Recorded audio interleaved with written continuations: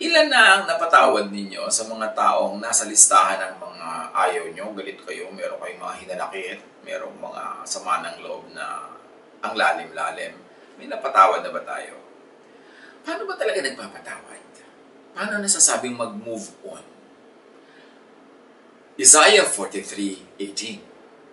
Forget the former things. Do not dwell on the past. So, how do you forgive? How do you forget? How do you move on? How? Yan ay tanong. How to be really free from the painful past. Marami na kasi nag-try, yung mga nagpapatawad, pero biglang pagka na-trigger, galit pa rin pala talaga, lumalabas pa rin. Kahit na sinikap mo na, nagpatawaran na kayo ng iyong asawa, ng iyong anak, magulang, kapatid, pero mamaya nagsusumbatan na naman kayo, bumabalik, yung pala nandun, hindi man talaga nabunot. How do you really get free from the painful past? Change the past by changing the story you tell. Paano kayo makakalaya sa isang nakaraan na hindi maganda, na masakit, na mahabdi? Palitan nyo yung nakaraan. Paano pinapalitan nyo? Hindi ka na pwedeng bumalik doon. Palitan mo ang kwento tungkol doon. Katulad ni Joseph. Yung storya ni Joseph magandang paghugutan ng paraan ng pagpapatawad, yung tunay na makakamove on ka, yung hindi kunwari lang dahil sabi ng Diyos magpatawad ka, tapos nagpapatawad ka kunwari pero sa loob nandun pa rin pala, lumalabas din paminsan-minsan. Si Joseph, ang kanyang status from star sonship to banishment in Egypt, to slavery, and then to prison. Parang ang daming pain nun. Ang daming sugat nun. Ang daming mga gabi ng iyak yun. Ang daming hapdi, ang daming kirot, ang daming sama ng loob, maaaring galit pa. Genesis 41:50-52. Nung si Joseph the dreamer ay nasa Egypt na, before the years of famine came, 2 sons were born to Joseph. Joseph named his firstborn Manasseh and said, "It is because God has made me forget all my trouble and all my father's household."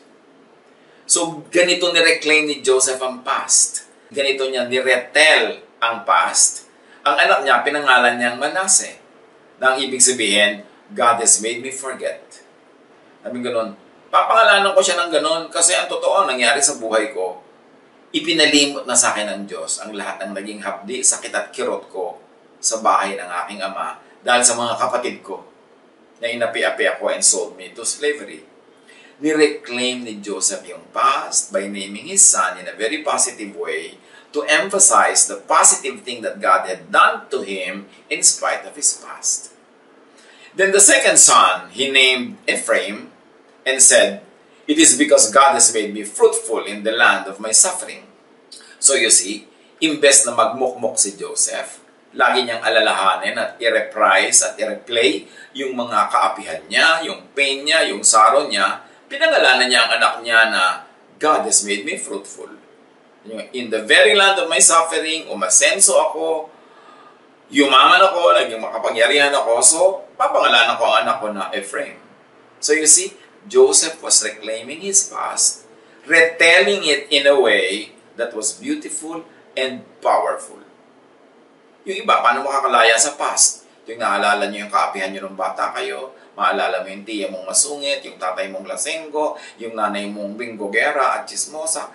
Tuwing kukwento mo yun, negative. Lagi na lang na hindi ka na pag-aral, hindi ka na bigyan ng ganitong damit for junior and seniors prom, lagi hindi ka na bigyan ng allowance, inapi ka ng yung stepmother, ng yung stepfather, and keep retelling and retelling that, your bitterness just keeps replaying, lumalalim pa yung ugat. How can you move on kung ganon? Joseph reclaimed his past by beautifying what was not beautiful. And you can do that.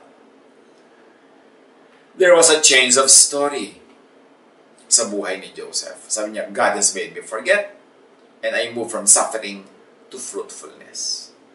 Proverbs 23:7. As someone thinks within himself, so is he. So think of yourself as a victim, you are a victim. Think of yourself as a winner, you are a winner. Think of yourself as full of sorrow, you are sorrowful. So kung gusto mong palitan kung sino ka, palitan mo ang pag-iisip mo tungkol sa iyong sarili. Kung gusto mong palitan yung past, palitan mo ang pagkukwento tungkol sa past. Ang repackaging, yung angle ng storya. Think of your past as you want it to be. Reshape and repossess the past. Lahat sa atin na merong bahagi ng nakaraan na pangit, malungkot, madugo, hindi pwede kayo mag-move on. Kasi lagi yung maalala. Magpe-pretend ka lang na nag-move on, pero hindi. Pag na-trigger, bumabalik. Kailangan balikan nyo yung kwento at ibahin nyo ang pagkukwento doon. Hanapan siya ng pinakamagandang version na totoo rin, hindi yung binubola mo lang sa sarili mo. At yun ang i-play up. Yun ang pataasin. Yun ang i-lift up.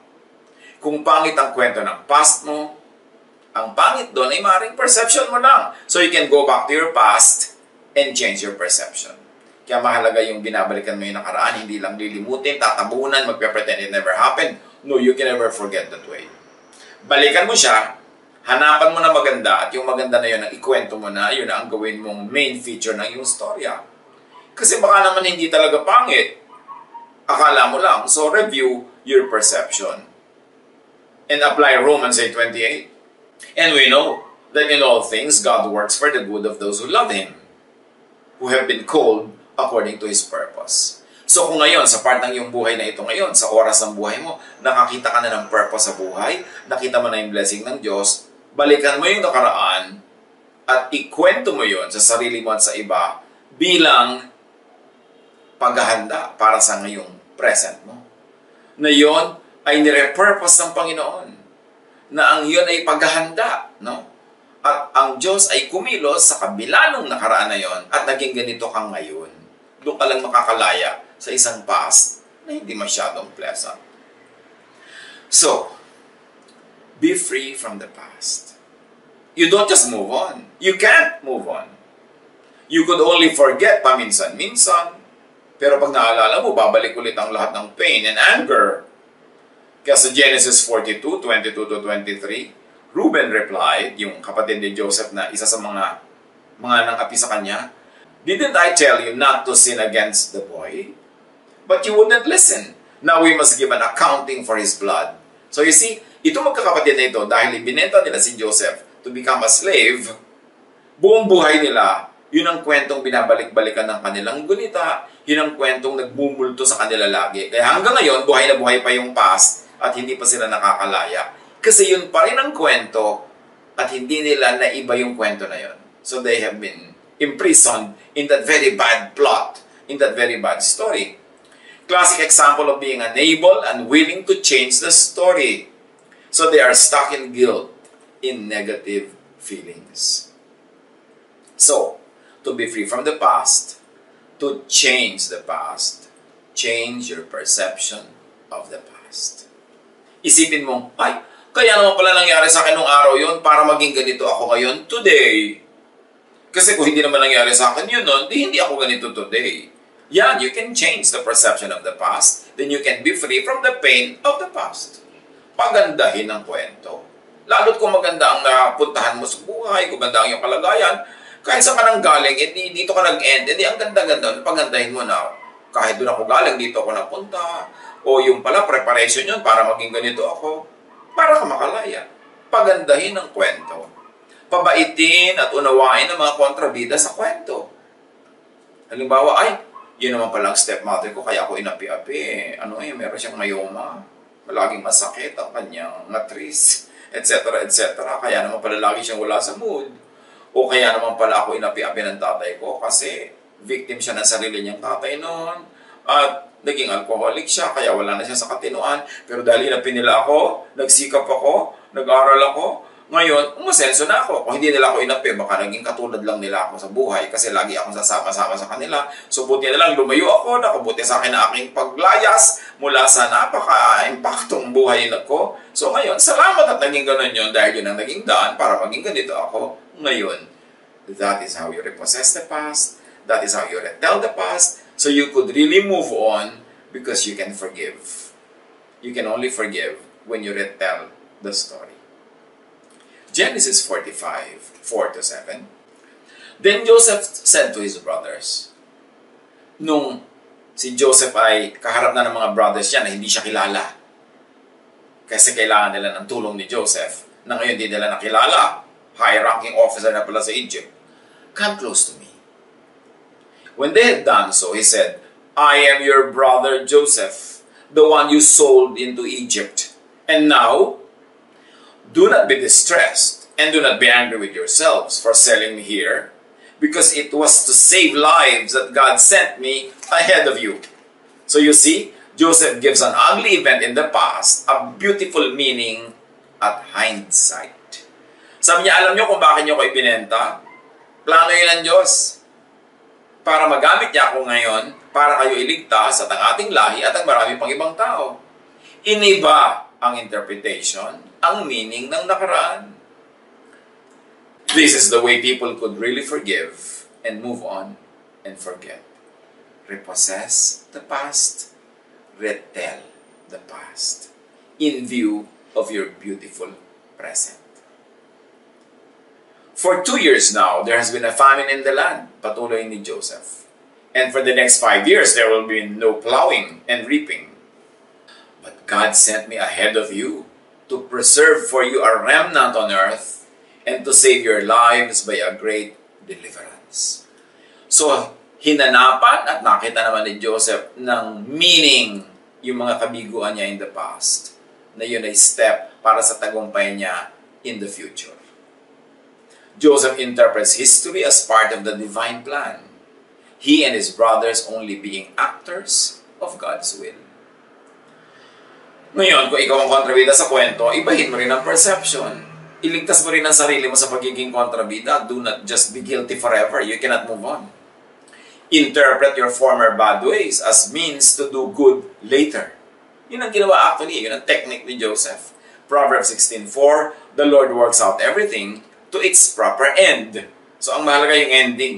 So, gandahan mo yung ending. Kung hindi naging masyado maganda yung beginning, gandahan mo yung ending, and then you can move on and forget the beginning. Job 37:13, "Whether for correction, or for his word, or for loving kindness, he causes it to happen." So, inascribe naman ni Job sa Diyos ang lahat ng nangyayari, kaya natanggap niya. Lamentations 3:58, "You have taken up my cause, O Lord. You have redeemed my life." So, napaganda dahil pumasok ang Diyos sa eksena. Hindi forgiveness lang ang igagawad mo sa iba o sa sarili. That's not enough. It cannot work. Kundi, dapat bibigay mo understanding, then empathy, and then acceptance, like in Joseph's case. And even appreciation of them, of what they did. This will lead to your freedom.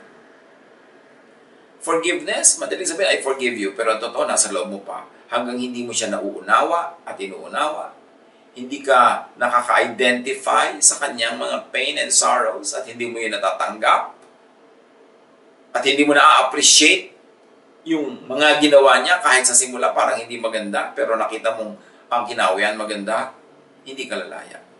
You have to hukay the past, re-understand, reinterpret, and retell it. Genesis 50:15-21. When Joseph's brothers saw that their father was dead, they said, "What if Joseph holds a grudge against us and pays us back for all the wrongs we did to him?" But Joseph said to them, "Don't be afraid. Am I in the place of God? You intended to harm me, yes, but God intended it for good, to accomplish what is now being done, the saving of many lives. So then don't be afraid. I will provide for you and your children." And he assured them and spoke kindly to them. So, yun ang style ni Joseph. Sabi niya, okay, masama talagang balak niyo sa akin, pero may magandang balak sa akin ng Diyos.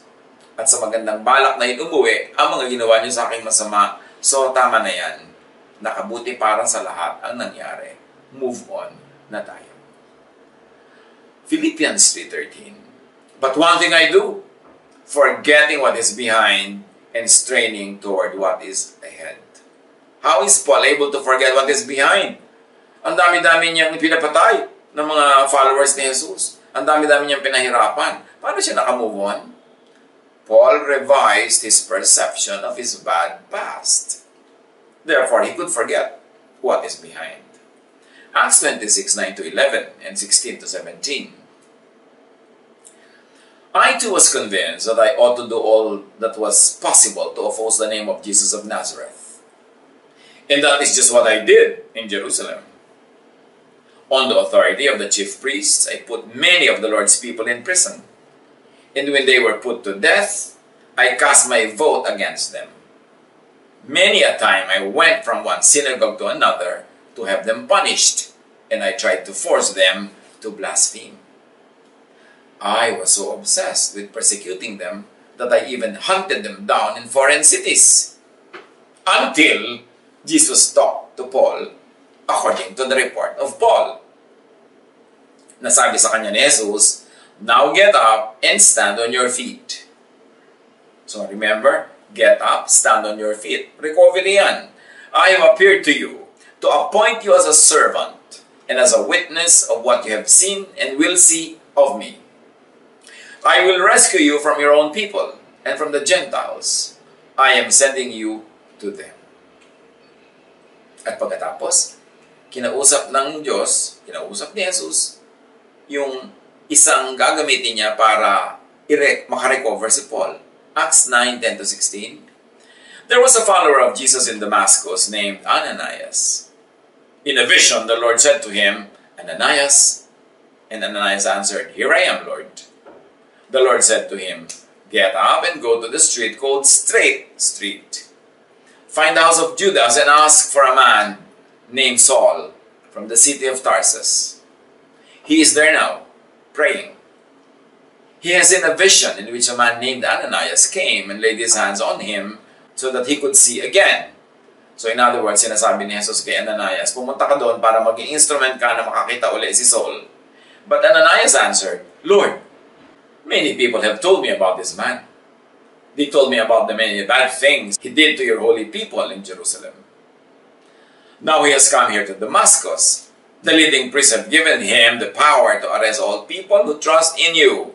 So in other words, ang thesis dito ni Ananias, a bad past, I or we will not forget. Bad ang past ni Paul. But the Lord said to Ananias, "Go. I have chosen Saul for an important work. I want him to tell other nations, the rulers, and the people of Israel about me. I will show him all he must suffer for me." So, there's another formula here to forget. Change the interpretation of the future to the angry people's satisfaction. You see, galit sila Ananias at takot sila kay Paul or Saul na naging Paul. Pero ang sabi ng Panginoon, hayaan mo na. May iutos ako sa kanya. Marami siyang gagawin at magdudusa siya ng sobra-sobra dahil sa akin. And dahil doon, na-change na yung perception ng future na si Paul ay hindi na magiging tagapagpahirap sa kanila, si Paul na ang mahihirapan. So in a matter of speaking, nagkaroon ng balancing ito, naging madali para kay Ananias to move on. So may another technique here na pwede nating ma-derive, makuha. Change the perception of the past so you can move on, or change the perception of the future so you can move into the future. So to be free from the past, if this is done about the past and the future, that it is revisited and retold, reinterpreted, then you really move on.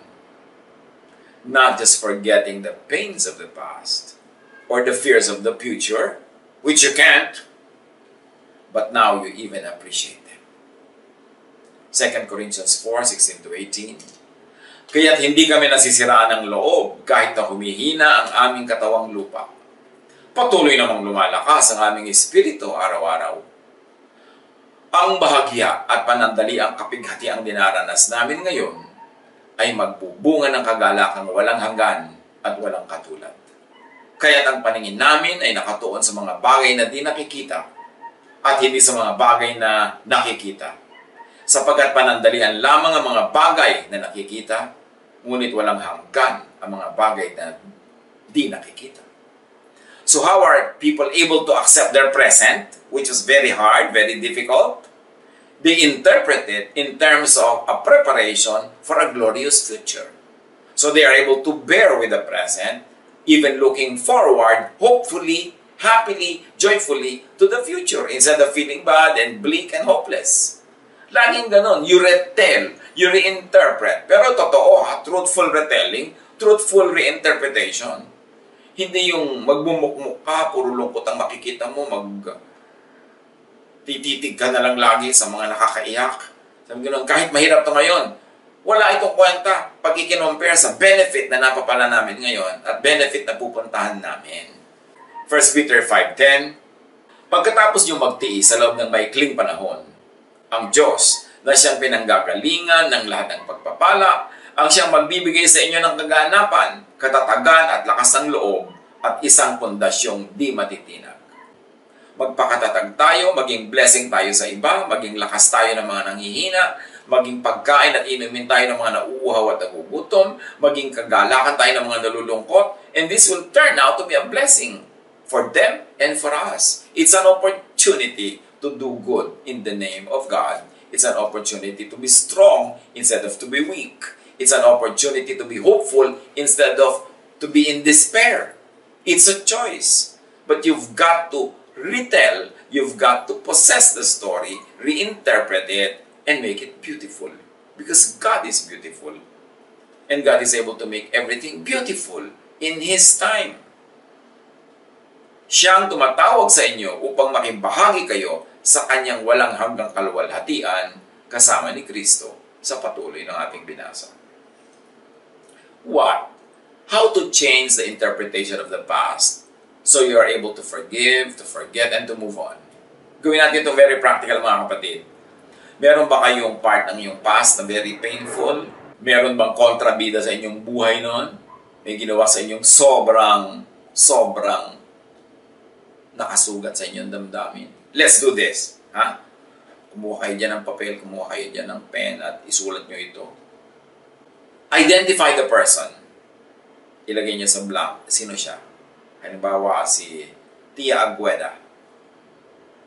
Name the act. Binuhusan ako ng kumukulong langis. Whatever it is. Name the negative effects. Nagkapeklat ako. Nagkasugat ako. Napaso ako. Give it a positive interpretation now. Ay, salamat na puno ako ng peklat.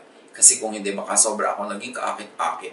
At kung ano na nangyari sa akin, naging immoral pa ako. Diba? Na positive yan. Na nabuhusan ka ng kumukulong langis. Sabi mo, ay salamat, nabuhusan lang ako ng kumukulong langis. Hindi ako inilubog sa isang drum na langis. There's always something positive in it. There's always a way of retelling it and repossessing the story. And then see the hand of God in the story. God caused it. That yes, the Lord has given me this handicap to keep me humble. Otherwise, I could have probably nagwala ako sa buhay o naging sobra ako mayabang. God gave it a good result, an ending and meaning. At dahil sa mga nangyari sa akin na yun, nag-concentrate ako sa pag-aaral, nagpakatalino ako, hindi ako umasa sa kinis ng balat ko na napuno na ng peklat. So, tumaas ang aking mga marka, naging magaling ako sa school, at nagkaroon ako ng napakagandang career. See the logic or the reason behind the act and the event. Kayo na mag-supply niyan. And see the good effect in you. Kayo mag-supply. Then be thankful for it. Now, you are ready to forgive. Dito pwede na. Doable na. Kasi naunawa nyo na ang nangyari. Nakita nyo na yung ganda nun. At kung naunawa nyo pa si Tia Agueda, na kaya naman pala siya ganun, masyado siyang repressed and suppressed, hindi nagka-boyfriend kahit kailan, kaya galit na galit sa'yo na iinggit siya sa'yo, kaya kanya binusan ng mantika kasi ang dami mong manliligaw. So nakita mong victim siya. At ngayon hindi mo lang siya uunawa, naawa ka pa. Awa pa ang nangyari. Only then can you really forgive. And do not forget, Tia Agueda, you can't change the meaning of the story, change its value, then move on. God bless all of us.